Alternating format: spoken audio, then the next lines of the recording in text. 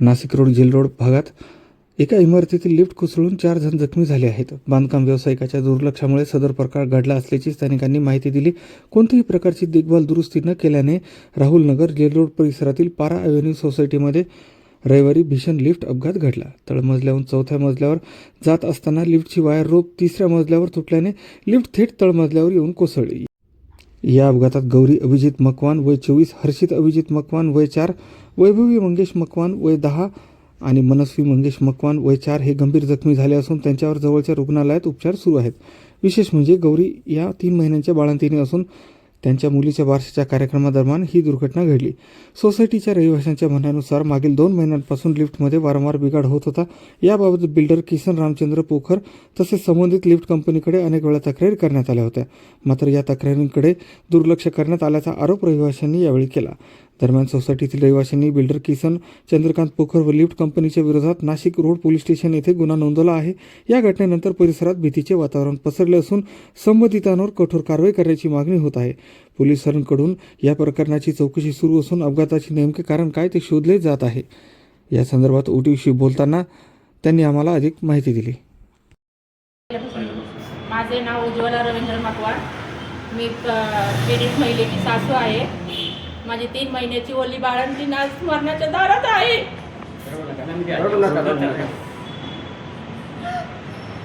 केवळ बिल्डरच्या निष्काळजीपणामुळे हा सगळा घोळ झालेला आहे. त्याने अजिबात लिफ्ट चांगली दिली नाही. तर सतत त्या लिफ्टचे प्रॉब्लेम यायचे, सतत मध्येच बंद पडायची. लहान पोरं येतात जातात सेपरेट, त्यांचा किती वेळेस जीव धोक्यात आलेला या लिफ्टमध्ये. आणि काल शेवटची घटना म्हणजे 3ऱ्या मजल्यावरून माझी वल्ली बाळंतीण 3 महिन्याची 3 लेकरं घेऊन दान दिवशी ती लिफ्ट खाली आली.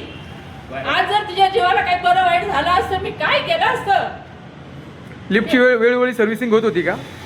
सर्व्हिसिंग अजिबात नाही. त्याला फोन केला का कोणतरी ते दाढीवाले शेंबडे यायचे 2 आणि काहीतरी कुटकुट करून निघून जायचे. झाली लिफ्ट चालू.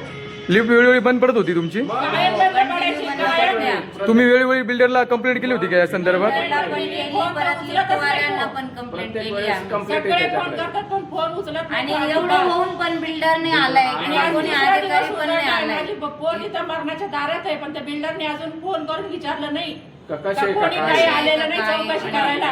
वायर रोप न टाकता त्याने सरळ लावले. हा वायर रोप नाहीये त्या याला. आणि 4 ग्रीसिंग पण बघा तुम्ही कसं आहे. क्रॅक गेले. आज 4 वर्षाचा मुलगा आहे, त्याचे पण 4 क्रॅक गेले पायाला. त्याला उठता येत नाही किंवा बसता येत नाही. डॉक्टर सांगितलंय आता सूज उतरल्याशिवाय पुढचं ऑपरेशन होणार नाही डॉक्टर सांगताय. अजून एक 4 वर्षाची पुतणी माझी आणि 2 पुतण्या माझ्या. एकीचा मनक्याला त्रास झालाय, एकीचं छातीत दुखतंय म्हणून ती पोर 5 वर्षाची. तिला सांगता सुद्धा येत नाही काय काय दुखतंय म्हणून. ती नुसती रडतीये.